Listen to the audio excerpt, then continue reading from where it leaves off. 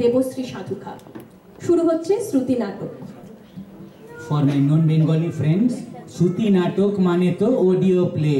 Have fun.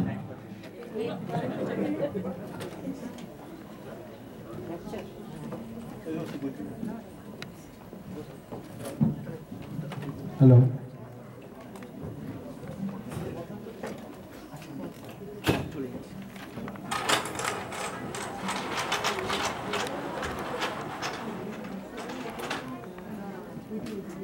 নমস্কার, আমি দেবাশিস। নমস্কার, আমি দেবশ্রী। উপস্থিত সকলকে জানাই শুভ বিজয়া। গুরুজনদের জানাই প্রণাম এবং ছোটদের অনেক ভালোবাসা। আজ আমরা এই সন্ধ্যায় বিখ্যাত হাস্যকৌতুকবিদ এবং অ্যাক্টর শ্রী ভানু বন্দ্যোপাধ্যায়ের দুর্গা দুর্গতি নামক শ্রুতি নাটকটি পরিবেশন করছি। নাটকটির প্রেক্ষাপটটি অনেকটা এইরকম। বিজয়া হয়ে গেছে, মা দুর্গা তার দুই কন্যাকে নিয়ে কৈলাসের পথে চলেছেন। হঠাৎ রাস্তায় ভানুর সাথে দেখা। মাগো ছিলাম গৃহবাসী, করিলি সন্ন্যাসী, আরে কি ক্ষমতা রাখিস সর্বনাশী।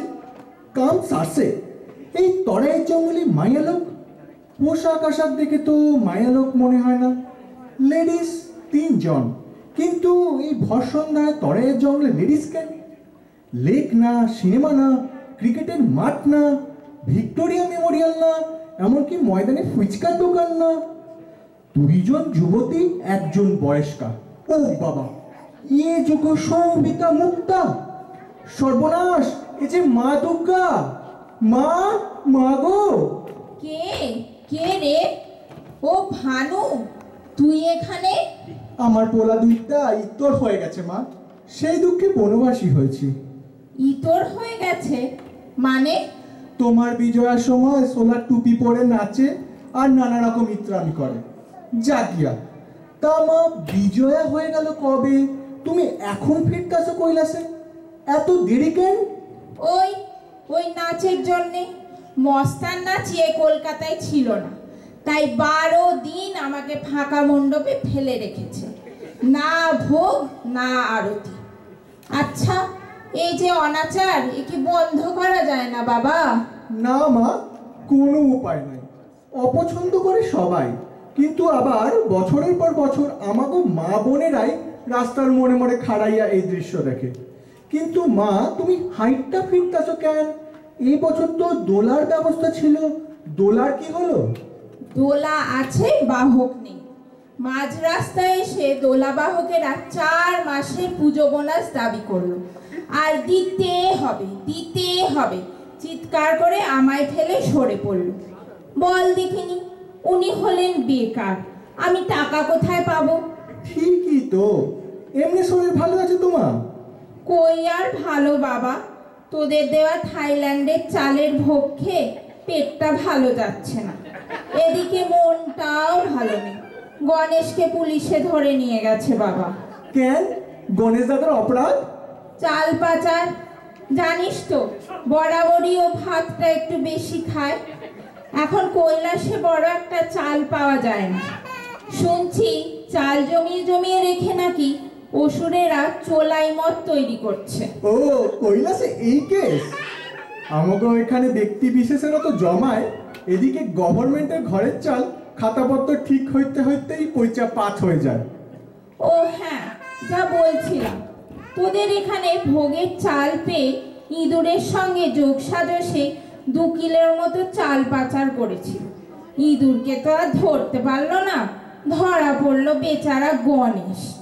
তেলে ব্যাপারে করোনা মামলা করতে অবশ্যই কোনো কাম হইব না, কারণ আইনার সংবিধানের অর্থবাহীকরণ উকিল ব্যারিস্টার তো দূরের কথা, আইনের প্রবর্তকদের এখন দুঃসাধ্য হয়ে খাড়াইছে। কিন্তু গণেশকে দেখে, মানে একটা মানুষের দেহে হাতির মাথা দেখে পুলিশের তো বোঝা উচিত ছিল যে ও আমারই ছেলে। না মা, কোনো উপায় নাই। প্লাস্টিক সার্জারি এখন অসম্ভবকেও সম্ভব করে তুলেছে। বিজ্ঞানের দৌলতে এখন করাই যায় না কোনটা আসল কোনটা নকল। তা কার্তিক টাকাটা দেখি না কেন? পূজা মণ্ডপ থেকে ওর ময়ূর পুচ্ছকে কেটে নিয়েছে, তাই আর ও লজ্জায় মুখ দেখাচ্ছে না। একটু সতর্ক থাকা উচিত ছিল। ময়ূরপুচ্ছের চাহিদা এখন আন্তর্জাতিক। এই যে চতুর্দিকে সব কেকারব শুনতে পাও, সবই হলো গেঁড়া মারা ময়ূরপুচ্ছে লাগাইয়া। অগর সকলের আসল আওয়াজ হইল কা কা। কে তো বলছিল ও এখন সেনাপতি পদ থেকে পেনশন নেবে। লওনি ভালো, তীর ধনুকের যুগ তো আর নাই। এখন হলো থানিট, সোডার বোতল, ধর্মঘট, আটক, লকআউট, ঘেরাও এইসবের যুগ। এইসব ব্যবহারে আধুনিক সমর কৌশল শেখানোর সুবিধা কার্তিক দাদার এখন আর হইব না। তার চেয়ে কও সিনেমায় চান্স লইতে। চেহারা খান ভালো আছে, কিছু পারুক আর না পারুক কিছুদিন গ্ল্যামার এই মাইনা দেবে। ইসমা, তোমার দুই পুত্রের চিন্তায় তুমি তো দেখতাছি খুব অস্থির আছো। গণেশ দাদার তো বাল্যকালে শনির দৃষ্টিতে মুন্ড খান গেল, তবু দেবাদিদেবের দয়ায় হাতির মুন্ড লাগাইয়া কাম চলতেছিল। এখন তো দেখতেছি পুলিশের কৃষ্টিতে সেই উন্নত মুন্ড নত হইয়া গেল। আহারে আহারে, এখন কও দেখি লোকুদি সরদির কোনো ঝামেলা নাই তো? লোকুদি সরদি? ওই লক্ষ্মী দিদি সরস্বতী দিদির কথা কইতাছি আর কি। ওই দেখ না লক্ষ্মী কিরকম মুখ গোমরা করে আছে। ওর ওই ঘরাতে এবছর যা এসেছে সবই কালো টাকা। এখন একে সাদা করতে হলে একমাত্র ভরসা কুবের। কুবের? না না, ভরসা একমাত্র ঘৌদর। সেখানে কত কালো টাকা সাদা হইতেছে, আর করতেছে লক্ষ্মী দিদির বর পুত্রেরাই। ও, তা তো জানতাম না বাবা। কথাটা কইয়া কিন্তু ভালো করলাম না মা। তোমাকে আধুনিক লেডিগোর কথা তো কিছু কম যায় না। হঠাৎ দেখমু তুমি দিদিরে লিয়া রেসের মাঠে গিয়ে হাজির হয়েছো। আমাকে তোরা কি ভাবিস বলতো? যেমন ভাবাও তেমনই ভাবি। ইসে সরস্বতী দিদির কি খবর? ওর কথা আর বলিস না। আমিও জানি সবই মা। আজকাল তো সকলেই কেমন একটা আতেল মার্কা ইন্টেলেকচুয়াল হয়ে গিয়েছে। কয়েকটা কথা মুখস্থ থাকলেই হয়, লেখাপড়ার আর কোনো দরকারই নাই। তা দিদি এখন কি করবে ঠিক করছে? বলছিল গানটা তো এখনো আছে, যদি টুইস্ট নাচটা একটু ওর বাবার কাছ থেকে শিখে নিতে পারে। নটরাজ এসবের কিছুই শিখাতে পারুম না, তবে ভূতনাথে ভূত প্রেতরা যদি কিছু শিখাইতে পারে। কারণ অগনাচের লোকে টুইস্টের প্রচুর মিল আছে। তবে চিন্তা কইরো না, দিদির পূজা উঠবো না, কোনো পূজাই উঠবো না। কারণ পূজার চান্দা হইল আজকালকার দিনে সবচাইতে এক্সট্রা শর্টকাট ইনকাম। বড় ভালো লাগলো তোর কথা শুনে বাবা। একটা কথা বলবো বলবো ভাবছি, কিন্তু ভারী লজ্জা করছে। কি যে কও, সন্তানের কাছে লজ্জা কই ফেলাও।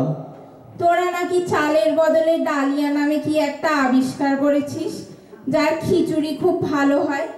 কিছু যদি পাঠিয়ে দিতিস, ওকে রেঁধে খাওয়াতাম। নিশ্চয়ই পাঠামু। স্বামীর রান্দা খমনের মহিমা যদি একবার প্রচার করতে পারো, জগতে কীর্তি থেকে যাবে। অন্নপূর্ণা রূপে পূজিত হবার চান্স তোমার এখন বড্ড কম। দেখো যদি ডালিয়া পূর্ণা রূপে পূজিত হইতে পারো। বেশ বেশ, তা না হয় হবে।